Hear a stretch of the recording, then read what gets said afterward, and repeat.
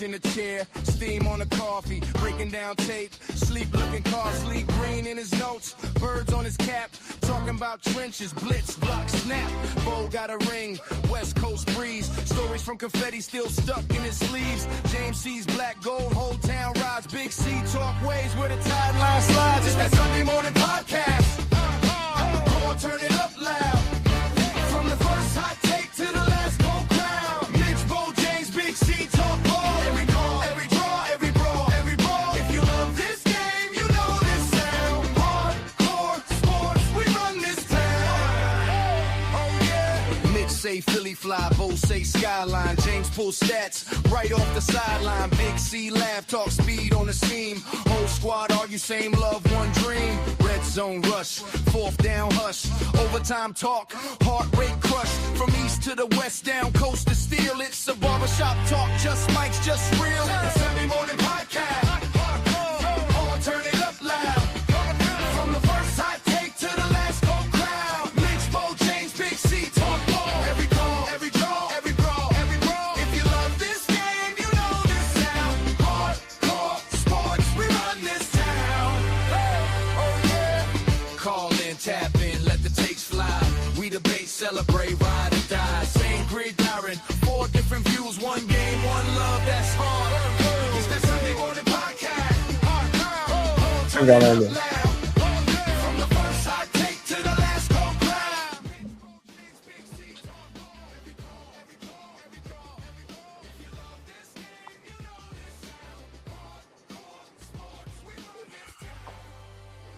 crown. Hey guys, what is up? What is up? Welcome to the NFL Sunday Morning Show. I'm here with my guy James from Steelers by the Lake Podcast, Big C from Film Proxy Podcast, and Football Talk with Bo. How's everyone doing, man? Hey, that intro song's tight though. Yeah, Big C made that. Yeah, Big C made that, man. How you doing, man? Oh yeah. What's going on? Hey, we're doing good. We're doing good, dude. We're doing good. Getting ready to talk about the draft. I'm excited to hear what you guys' takes are throughout the whole quote. Is it like an event, I guess? Or Heck yeah. that's what it is. I'm afraid I was like, I don't know what to call it. So 800,000 people says it's definitely an event. It is definitely an event. oh wow. That is crazy.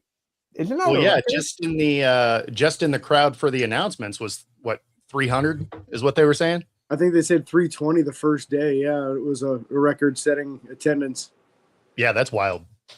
Yeah. I honestly thought it would be a lower attendance there than the other places because just the area they chose wasn't as big. Yeah. Well, that just lets you know that that crowd stretched further than the camera gave it justice for. Yeah. And then at the same time, if you're in the back of that crowd, what are you even doing? Just go to the bar. Like, Yeah. Yeah. Big C, how do you feel about the draft, man? The event or how the Dolphins did? The draft as a whole. How do you feel about the draft as a whole? And then we're gonna get into like I mean, I think it's a crazy event. It's nothing I would particularly want to go to because I just don't want to be around that many people at one time. That's just like, what if you got to go to the bathroom, right? I mean, it's just it's just something that I wouldn't want to do, but it's a spectacle for sure. Yeah. Like my friend when he was in Philly, he went to the last day. He didn't go on the first. The last day was a lot less crowded. You still were able to do everything. So he was like, I'll go again on the last day. That was fun. He loved it. So I'm like, if it comes here, would I go? Probably not. But I might consider going the last day instead of going to the main one. That's like a whole thing. Yep. To Like just Coach go- said. If just go watch.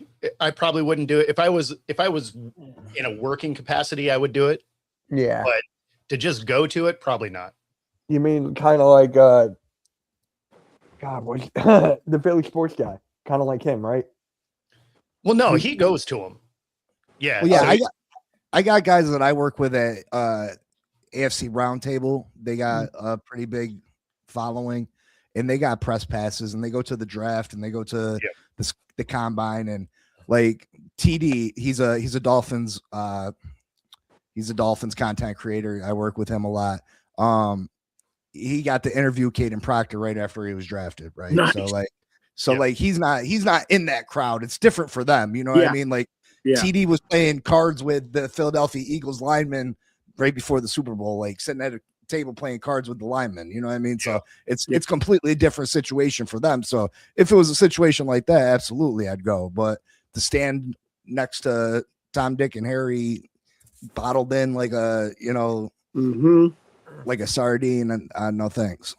No, that's exactly what I was saying. Like if I'm just standing out there in the crowd, a hard pass. But if I have my credentials for it, I'm going to that. Yeah, I'm with you, man. I'm about 2 hours away from Pittsburgh. I'm north of Pittsburgh, basically where Pennsylvania ends in the north west corner there.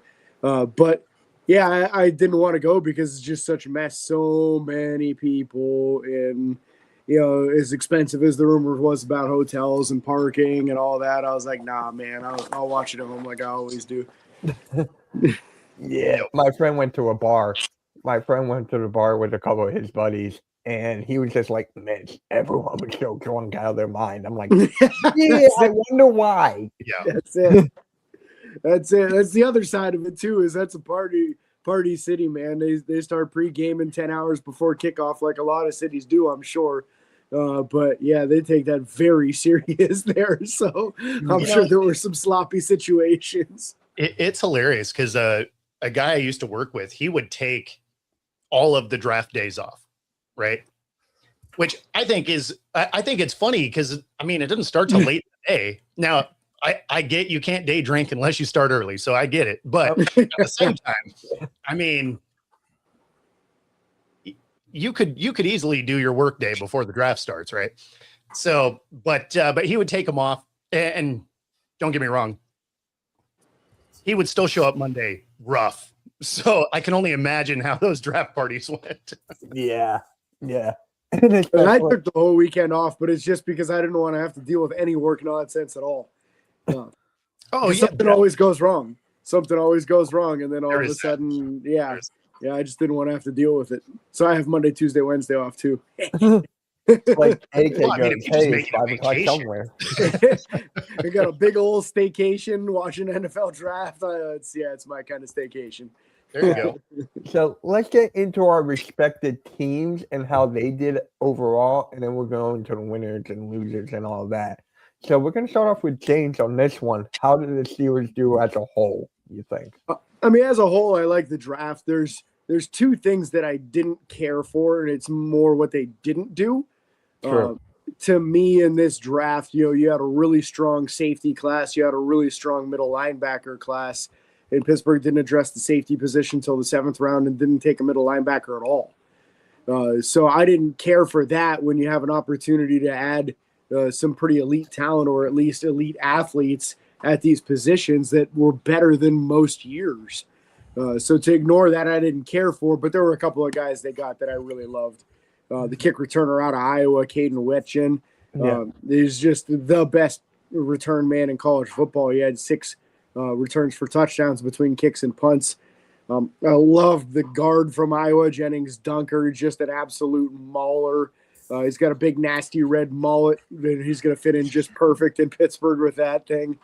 So there's a couple of picks that I really, really liked. I was disappointed in the lack of addressing safety, especially when at their pick in the 1st round, they could have had Dylan Thieneman. He was there available to him. So I wasn't a fan of skipping over Dylan Thieneman, but I did like most of their picks. Yeah. Bo? Yeah, it's hard to be mad at this draft for Seattle. They went and got exactly the positions they needed, right? They drafted for need. They took best guys available. You put that combination together, you can't be real mad at it. That being said, I thought grabbing Price, although he did fall to us, I thought they didn't really need to do that. There was enough running back talent in the 2nd round. I thought they could have dropped out of the 1st, got a couple more picks. They entered the draft with 4 picks, and they needed some stuff. So that being said, again, Price was a great running back. Now, he couldn't win the starting job, but Love is, arguably a generational talent. So, you can't fault him too much for that. He was highly productive when he was in there. And then they go on to grab a safety out of TCU, and they grab a couple of corners. So, I mean, they were directly targeting the exact needs that they had. So overall, I would say they did a decent job. If you were going to grade it, it's probably like a B draft.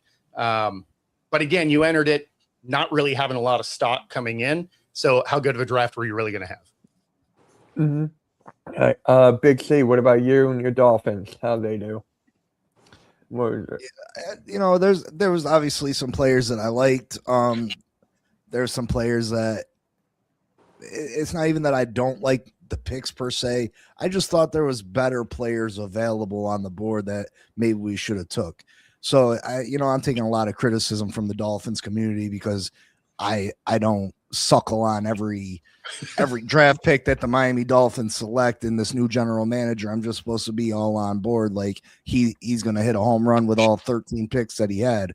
You know, oh, how dare you not like this pick? How dare you not think that's the best guy? They know more than you. We're not supposed to criticize the Miami Dolphins. He's the general manager. Who are you? You know what I mean? And I'm like, what are we doing here? You know, if we can't give our opinion, and why are we even having a podcast right now? But you know, there was definitely players I liked.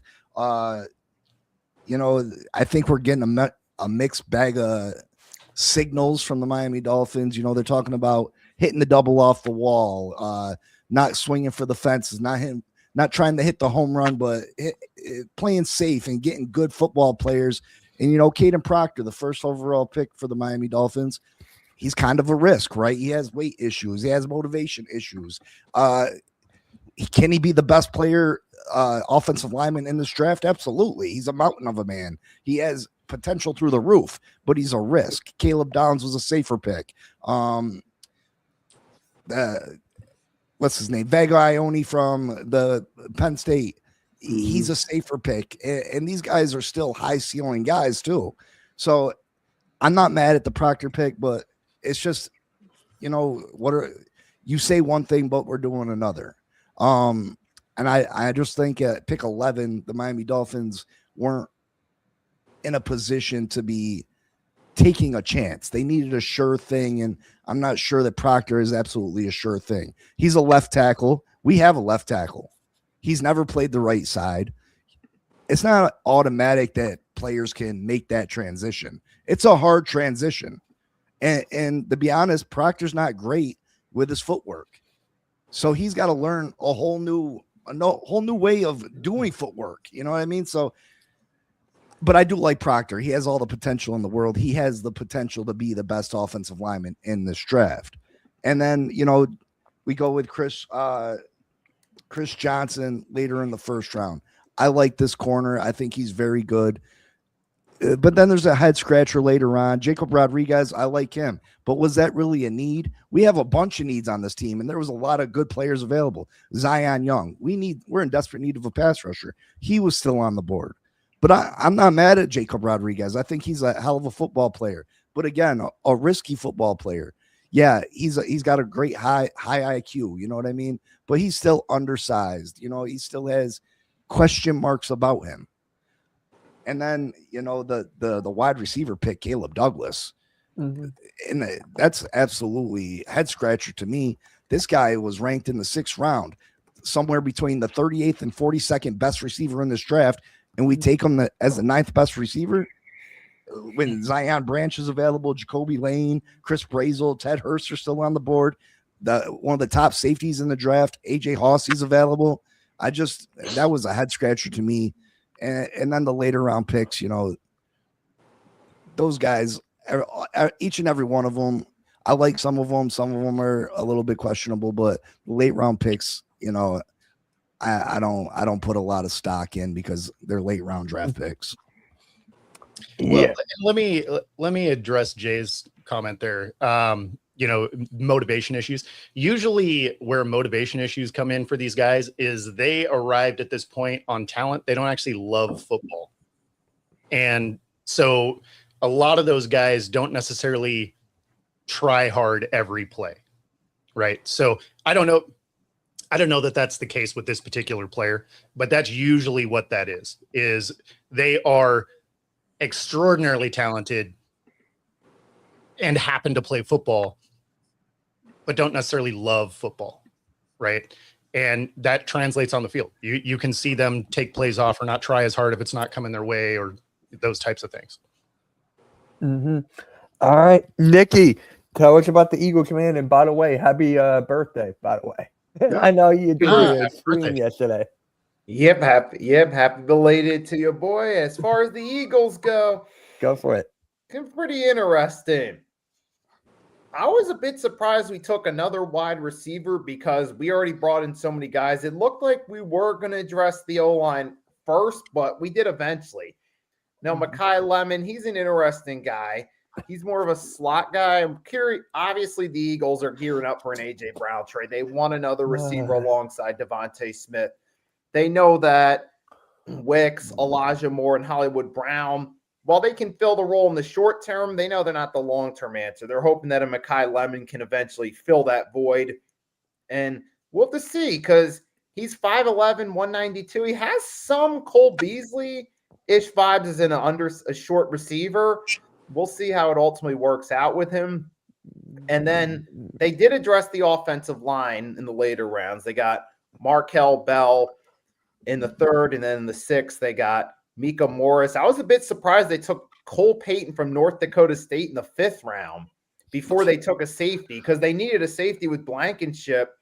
This draft, it feels kind of iffy right now, but at the same time, with Howie Roseman's track record, you know this, Mitch, from 2021 to present, I'm willing to give him some benefit of the doubt, although we'll have to wait and see on that one. But yeah, I get what they're trying to do, though. They're trying to get the skill positions early because they know Goddard isn't getting any younger. Go get a tight end in the second round. So I like the idea. Time will tell if that actually plays out. Yeah. Might not be on every Eagles fan's radar. I would like to have seen them get a kicker in the seventh round. I'm sure Mitch would agree because Elliott the last couple of years is not the same as it was early on. Yeah. And they could still get someone, though, and off of waivers or off someone's practice squad. After all, that's how they got Elliott years ago. So, all right, real quick, Nikki, we actually got a $10 super chat. So let me put that on the screen real quick. Shout out to my guy Jay. Great show thus far. Wanted to say thank you for the enjoyable and educated take. Love of the game, tied and motivation. Appreciate it. Shout out to you, Jay. Thank you so much. Absolutely. And I've always said, kind of an unpopular take is it's always too early to crown winners and losers the first week after. Because really, you don't really see the winners and losers till a few years later. Like, for example, 2021, we look back at that, particularly the quarterback side, as one of the most overhyped draft classes and the most overhyped of this decade. Even 2023, we're like the QB wise, Bryce Young may actually end up being the best QB in that draft class in a few years from now, maybe. Yeah. That's so. No, I do always laugh at when, they're grading the drafts, right?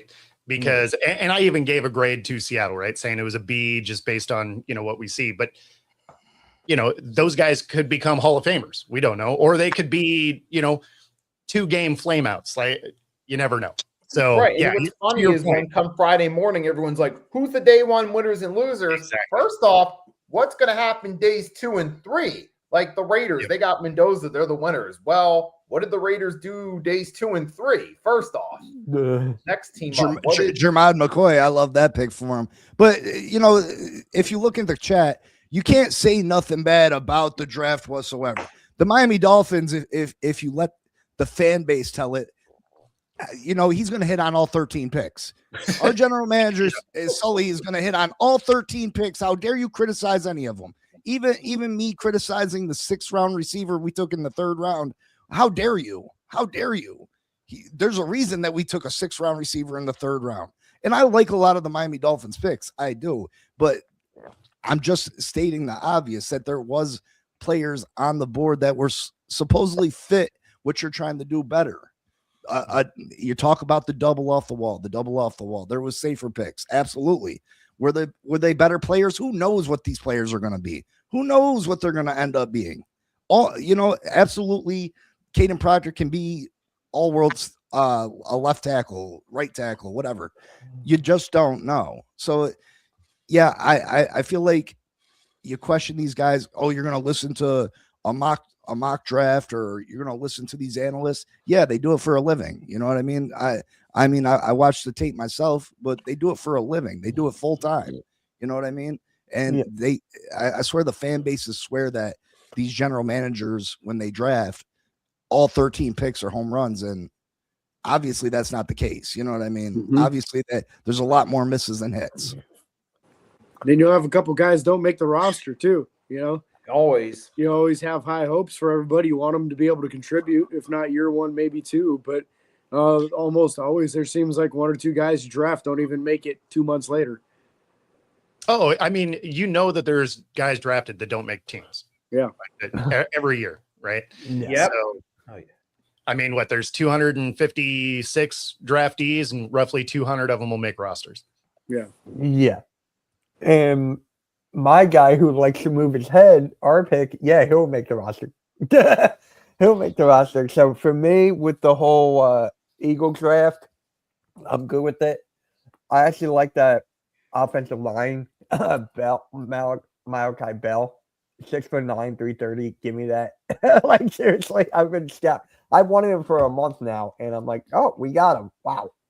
Just the whole height. Imagine him with Mailata. Just that. Just that It's the biggest 1-2 tackle combo in the league now.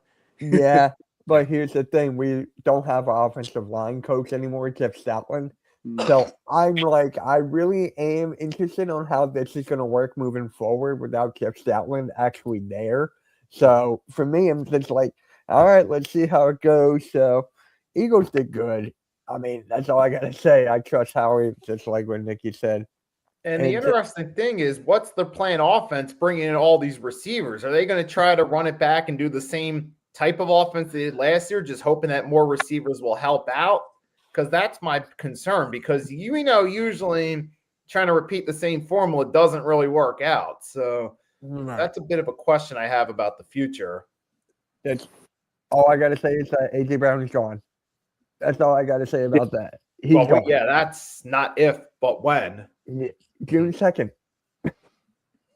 June 2nd. I'm interested to see how you guys utilize that tight end, Eli Stowers. He's a really athletic dude. Had a 45-inch vertical at the combine. It's a record-breaking vertical leap. So a tight end with that kind of athleticism and jumping ability, you got to think he's going to get some jump balls in the red zone. That's going to make it real tough to defend. Mm-hmm. Yeah. All right. So let's get into who you guys thought was the winners for this draft. We'll start off. Actually, we'll start off with Nikki and go around. Nikki, who do you have as one of your winners for the draft? I would have to say the Raiders, because they made the right obvious move drafting a quarterback, and they've tried to make a few other decent moves. So there's at least the potential they could at least be better. I mean, anything's got to be better than last year, though. So yeah, I'll give them that right there. Only up from here for the Raiders. All right, Bo, what about you? I mean, I wouldn't limit it just to the draft here, but I like what the Giants have done overall between the draft and free agency. They're probably going to have the biggest turnaround year to year, especially because, Dallas, you never know what they're going to do. And then Washington, they got a lot of work to do. The Eagles, I'm very curious to see what it is your offense is going to look like. Real curious to see if that offensive line takes a step back at all. So, there's always one of those teams that's worst to first. This is a division that Giants could kind of shock some people. I don't think they do, but the potential's there. Mm-hmm. All right, James? I really liked what the Bears did in this draft, and it's more about the individual players and filling some of the holes.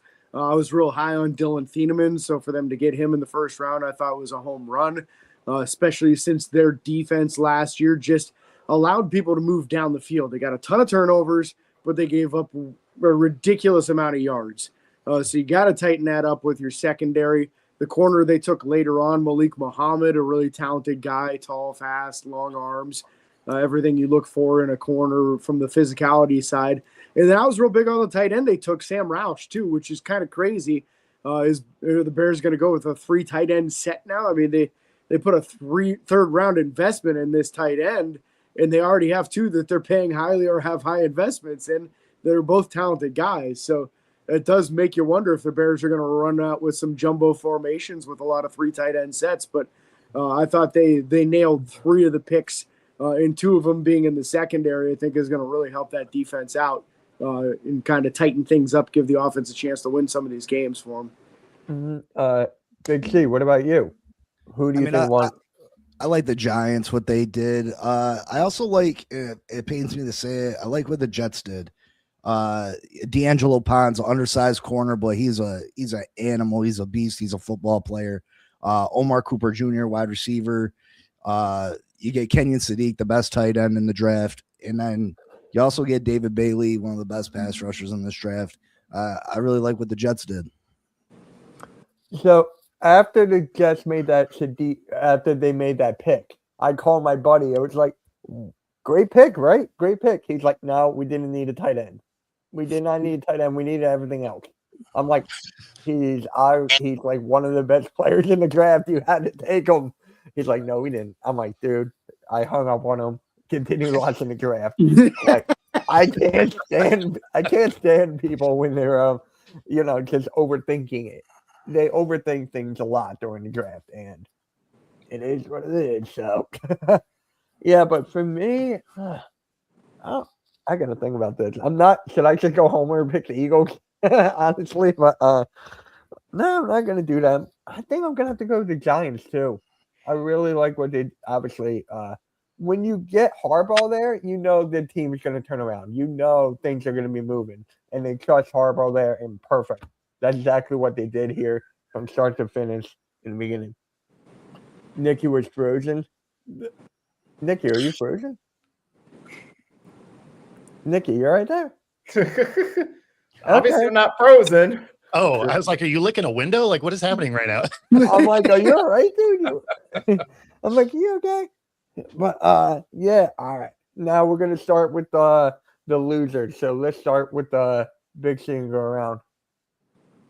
What was the question? The losers. Who do you have as a loser? Oh man, I don't like to say anybody's a loser at this point. You know what I mean?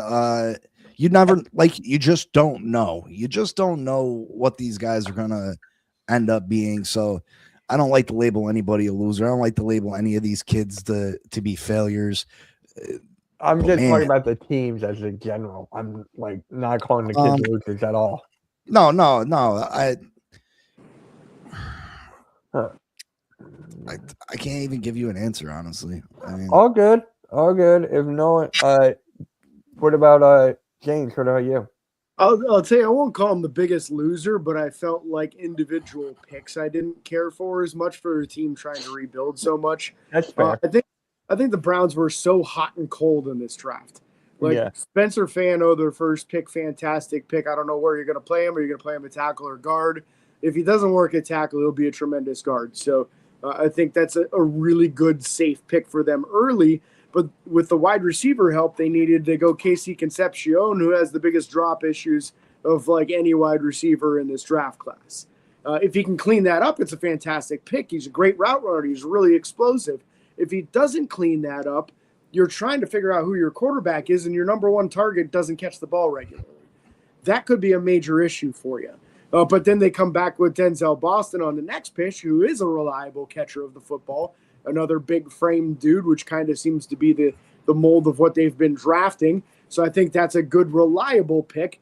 And then getting Emmanuel McNeil-Warren later in the second, I thought was a home run selection. He was supposed to be a late 1, early 2 safety that I really liked. So I just thought they were real hot and cold. And then the QB Taylor Green late, like, that's the most athletic quarterback in the draft. But again, quarterback, what are we doing here, Cleveland? You got like 18 quarterbacks now. Right. And most of them are good athletes, and nobody can throw the ball there. Yeah. All right. Bo? Yeah, and again, I'm not necessarily going with losers. I think the pick that I thought was curious was Ty to the Rams. And only because everything else they're doing is win now, and they go grab a quarterback at 13 that they want to take on Stetson for a backup role. Like, and actually very similar skill sets. So, I mean, I don't know. It just seemed like a waste of a pick in a situation everywhere else. They're going all in, right? They're pushing all the chips to the middle, and you go grab a guy that may or may not beat out Stetson Bennett. I don't know that that's a great pick as high as they picked it.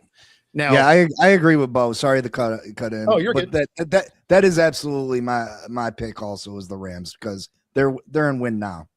Yeah, I mean, because everything else they've done in the offseason, all of that is to go win the thing. And then they're like, hey, we're going to look at 3 years in the future with our highest pick in the draft. That didn't make a lot of sense to me. Now, can it work out? Does Stafford get hurt tomorrow driving home and he has to go rock this thing? Maybe. Who knows, right? And that's why I don't want to say it's a loser pick or anything like that. But it is a curious pick, especially when they already have a guy similar on the roster that's been there for a couple of years. Mm-hmm. Nikki, you there? Yes, I'm still there. I just had to plug in my computer. All good. All good. So who do you pick? If you had to pick one. Oh, okay. Could you please repeat the question? Yeah. If you had to pick a team that did not meet like your expectations for the draft, who would you have picked? Like any teams you were like, oh, what kind of pick was this? Did not expect that. I kind of have to go with I'm just gonna go. I might have to go with the Rams too because I understand that Matthew Stafford's on the last year of his contract, or pretty much last year of his career, but you could have got him later on in the draft. So I'm like, there's a lot on the knees too for the Rams, but I could see where they took it, why they took him. So, Nikki, you got something? The Rams, I'll say this about the Ty Simpson. I understand, but considering that he was projected to go second round, they could have traded up early second round, gotten Ty Simpson, invested the first round into another position in need, and hope that first round pick pans out. So that way, when Ty Simpson takes over, you got a stronger team around him. He wouldn't have made it to the second round. No, he was always going first round. The Jets or the Cardinals were coming up to get him. Yeah, Arizona would have traded back in for sure. No, but that's they took Carson back. You know what I mean? Exactly. Well, we don't know for sure, but Ty Simpson's actually lucky. That's a better starting point with Coach McVay, a guy who's got a Super Bowl ring, 2 conference championships under his belt, and former coach of the year who's gotten a great reputation of winning ever since he took over the Rams. Now you're bringing a Ty Simpson into a system where he can buy into it. He can learn from Matthew Stafford, learn from Coach McVay and the rest of that team, and then take over and be in a better position than they would have been, say, with the Cardinals, who are a complete dumpster fire and full-blown rebuild. Because sometimes that start can help you out. See Aaron Rodgers. If he would have started with the 49ers, he still would have won, but would he have had as great a career if he started with that dumpster fire Niners team at the time? Who knows? But that's a good start. Obviously, for the players' end of it, fit matters, obviously, and having a better team around you is better. From the Rams' end of it, that's where the curiosity is. Obviously, if you're a quarterback and you go to a better situation, that's what you want to do. And nobody's arguing that the Rams are leaps and bounds better than the Cardinals. Mm-hmm. But from the Rams side, that's an odd pick because you have a guy that has a similar skill set on the roster already. And everything else you're doing is to try and win a championship this year. Yeah. Yeah, you could have had a heck of a talent at that spot. You could have had one of the top wide receivers. You could have had Kenyon Sadiq. You could have added a real serious offensive lineman. That could have been a weapon or a really good interior player on the line somewhere. So, yeah, I agree with you guys on that. I think you got the right mindset there. It's probably from a future-proofing a good move, trying to make sure you got your next guy in line. But it really does say, man, Stafford's got to feel some sort of way about this. It's got to be kind of similar to how Favre felt when they drafted Rodgers, and he's like, "Really, you're not going to get me weapons? I'm near the end of my career, and you're not going to get me weapons." And then same for Rodgers when Love got brought in. You know, he wanted wide receivers, and they just weren't getting them for him. Yep. There's either we'll see with Stafford. Who knows? Maybe it's since he's closer to the end than Favre, or say just slipped my mind what you just said, Jim. Then say Favre or Rodgers, he might be a little bit closer to the end. He might, maybe to some extent, but he might be more supportive. Time will tell on that one. Yep. I mean, that draft pick is you're betting against Stafford staying healthy. That's what that is. Well, Absolutely. yeah, I mean, to be fair, last season, post Super Bowl win was his only fully healthy season with the Rams outside that Super Bowl season in 2021. So that's another factor too. Mm-hmm. You have to wonder, did you get lucky last year with Stafford staying healthy? Time will tell, but well, and even if you assume that's true, you still have Stetson Bennett on that roster. It's not like he was a scrub in college. We're gonna have a quarterback factory. I think next year's draft class is supposed to be so great also that why not wait? You know what I mean? Like, it's so hard to get to a Super Bowl. So very hard to get to a Super Bowl. It's not something that teams do every year or even 10 years. Look how long it's been since the Dolphins have been to the Super Bowl. And when you got yourself set up to be one of the favorites to reach the Super Bowl, and you got a pretty good all-around roster, and you're just looking for that one piece that may be able to come in and help you just get over the edge. I just don't think you take a quarterback when you got Matthew Stafford. Was Stafford the MVP last year?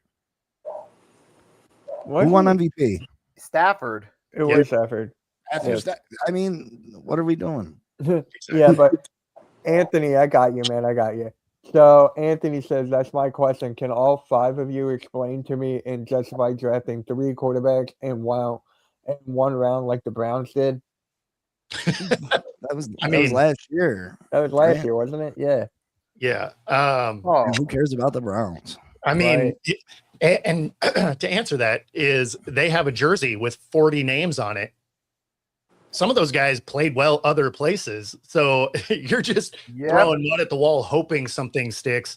Draft every quarterback because you're still going to get it wrong. Yeah. Well, one thing's for sure. If you don't take any shots at the board, you don't ever hit.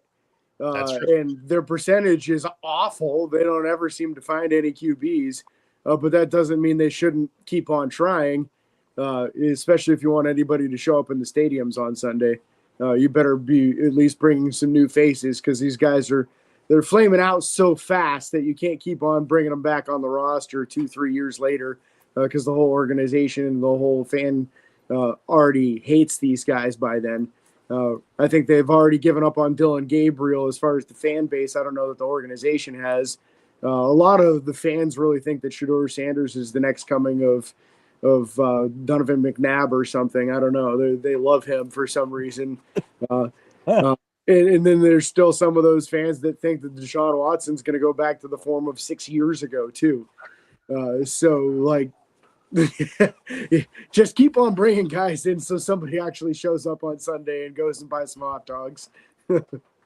Anthony said no, it happened this year. They drafted 3 quarterbacks in one round. No, they didn't. The only quarterback they drafted was in the 6th round, Taylor Green out of Arkansas. Yeah. Yeah, there wasn't 3 quarterbacks until the 3rd round in the whole draft. Yeah, no, exactly. And then here's a funny one from Bobby. Cowboys should have drafted Simpson. They will never win shit with Dak. I mean, that's true. I understand your skepticism of Dak, but I don't know that Ty Simpson's any better. Well, that's an Eagles game here. And not only that, but you're paying Dak $60 million. Like, you kind of have to ride that one out. Yeah. Uh-huh. Dolphins picked up a quarterback from Iowa. Who cares? Okay. You'll never. His name will never mean nothing. You know what I mean? Like it kills me with these undrafted free agents and people getting. You know, how many of those guys truly stick? How many of those guys truly make a football team? You know what I mean? They sit on your practice squad for fucking 5 years, and Yeah. Well, I'm concerned with them upper round picks. You know what I mean? Those are the guys that typically last. Yeah, you get a 6th rounder every once in a while that turns into a stud.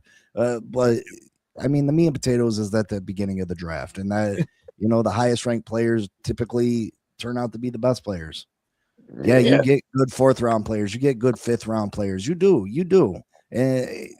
But it's more of a rarity than what you think it is. Well, and when you do hit late, you remember them, right? Which lets you know how uncommon it is. That's like when you have an undrafted free agent like a James Harrison that goes to the Hall of Fame. You know why you remember that? Because it doesn't happen very often. Mm-hmm. If you ask the panel, are you surprised that this 2nd rounder stayed on the team and played for 15 years? No. And you're also not going to know what player you were talking about because it happens. Whereas if you turn around and you're like, there's an undrafted free agent in the Hall of Fame, played for 15, 16 years, you're gonna be like, okay, well, I can narrow that down to like 5 guys. So yeah. All right. Let's get. Was it Mark Gronowski? Is that who they were talking about, Big C? Because I don't know. If that's who it was, he played for Iowa and he was awesome in the East-West Shrine game. So I think there's actually potential there. A real athletic dude, he's strong and doesn't go down easy, moves well in the pocket. So yeah, Idleman in the chat says that's who it was. Yeah, he'll be fun in the preseason for you, assuming they hang on to him through then. Yeah. All right. Let's get into draft day trades. I know there was a lot of them during draft day. There was a lot of them, a lot of trades here. What trade caught? What was the biggest trade you guys thought could think of? For we're gonna start off with James on this one. What trade did you like on draft day?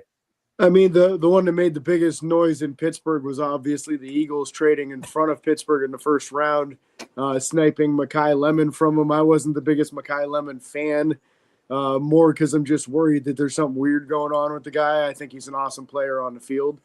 But then Pittsburgh traded up in the second round to get a wide receiver and kind of made up for it. But they really they looked pretty foolish being on the phone with the guy who then got drafted by somebody else because someone traded in front of him. So I thought that was a pretty big trade. I think for the Eagles, a real good move. You're obviously moving on from A.J. Brown, and now you got your guy on the roster. So, yeah, I thought both of those trades were pretty significant. Pittsburgh making sure they didn't get scooped twice in the second round by getting their guy then. Yeah. All right. Big C, any trades during the draft you like? I like the Dolphins moving back 1 pick and picking up 2 fifths for a player they weren't going to select in the first place. Not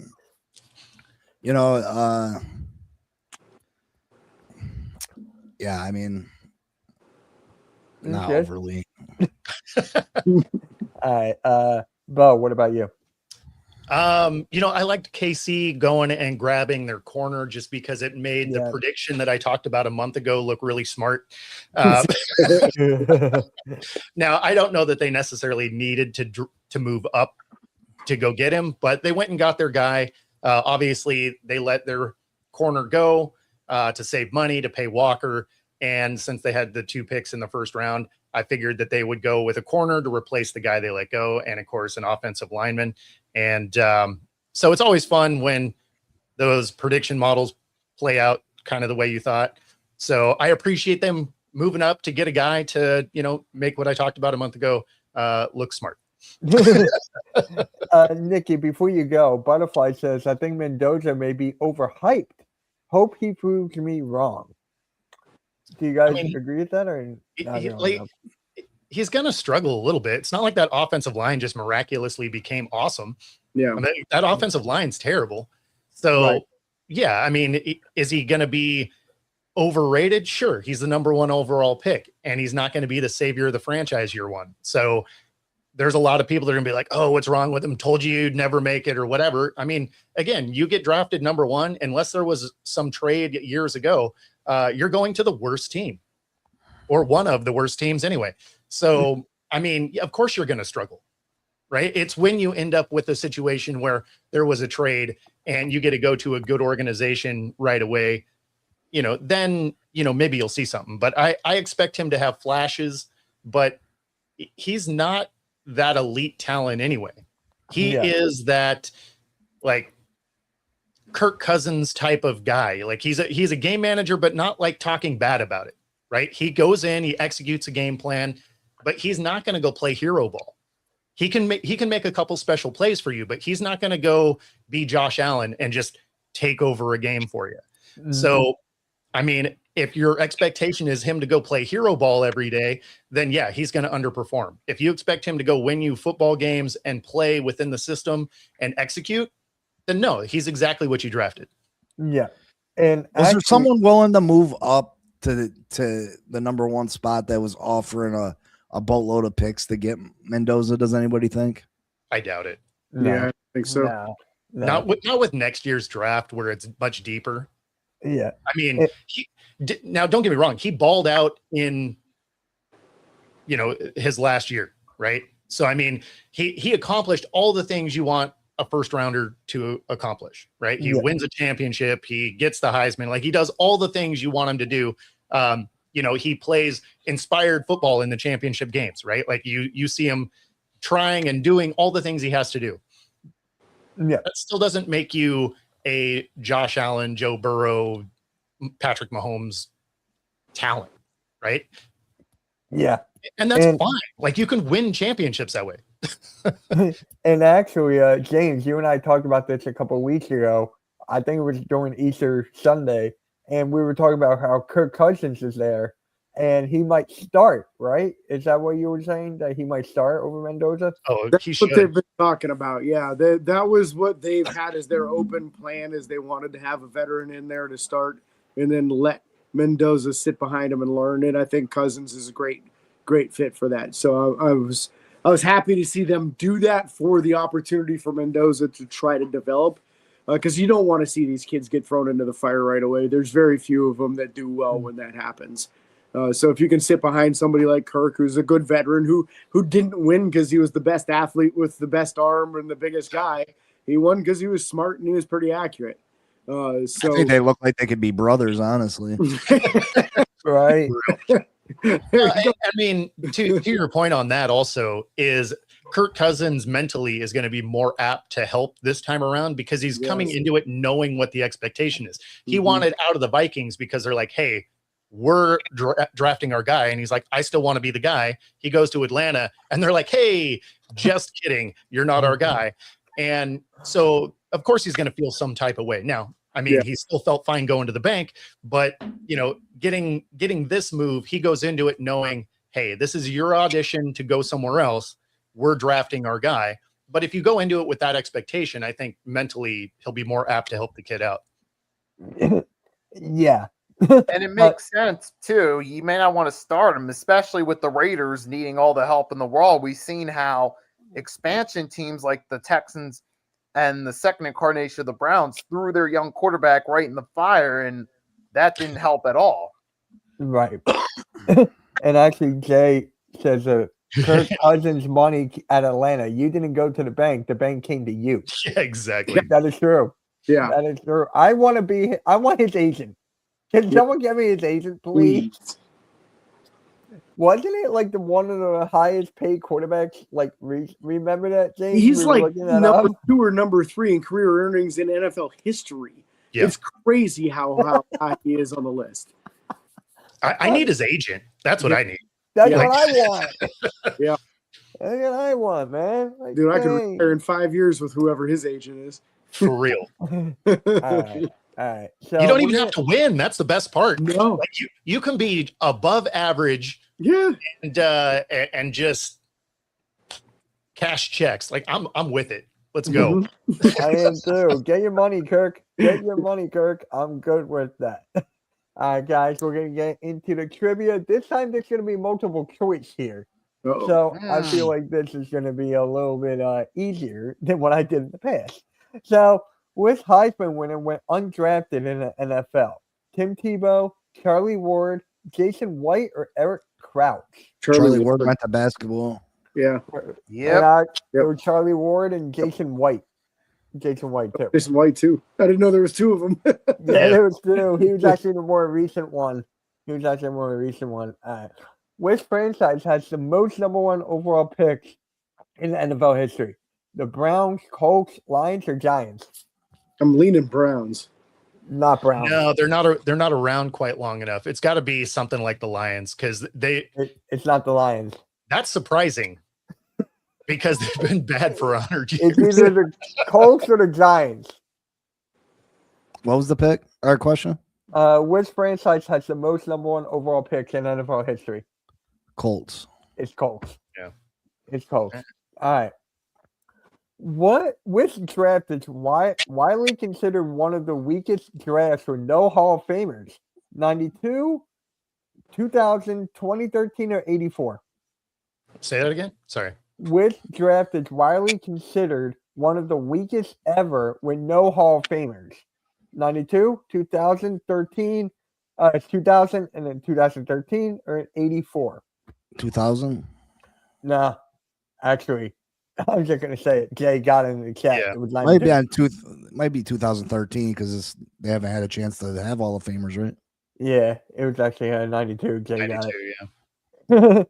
Yeah, Vic, it was not the Giants. We're gonna do more multiple choice. I feel like that was a lot easier.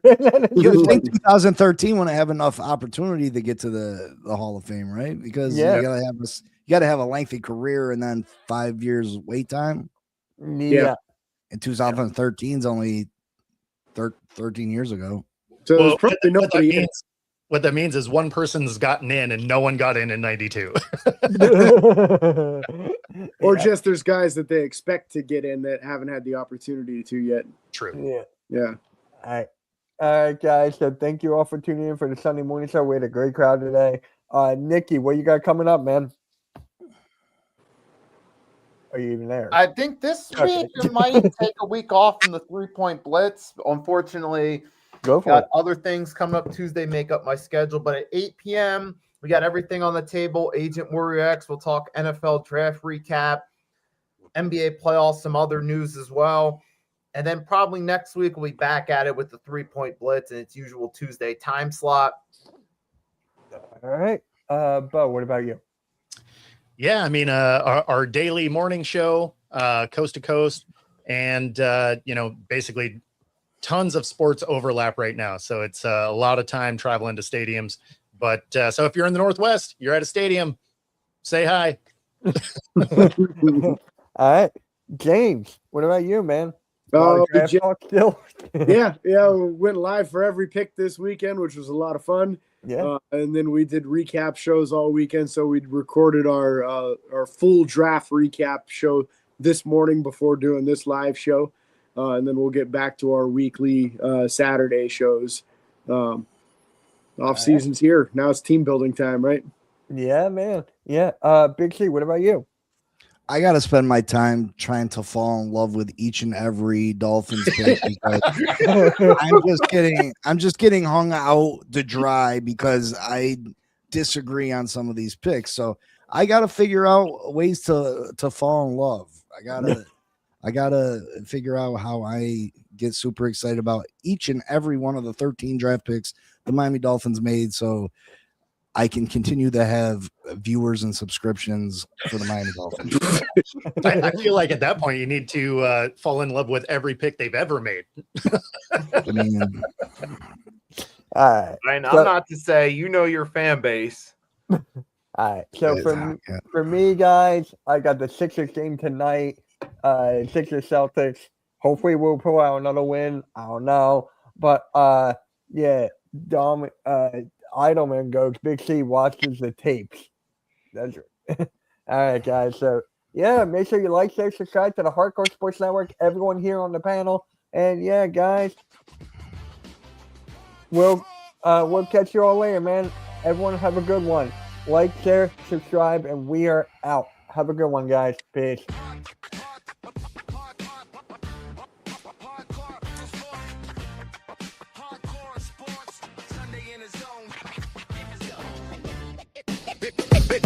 Yeah, welcome home. Hey.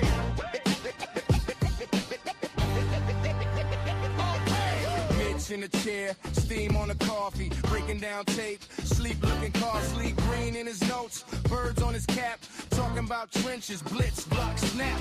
Bo got a ring, West Coast breeze, stories from confetti still stuck in his sleeves. James C's black gold, whole town rides, Big C talk waves where the tide line slides. It's that Sunday morning.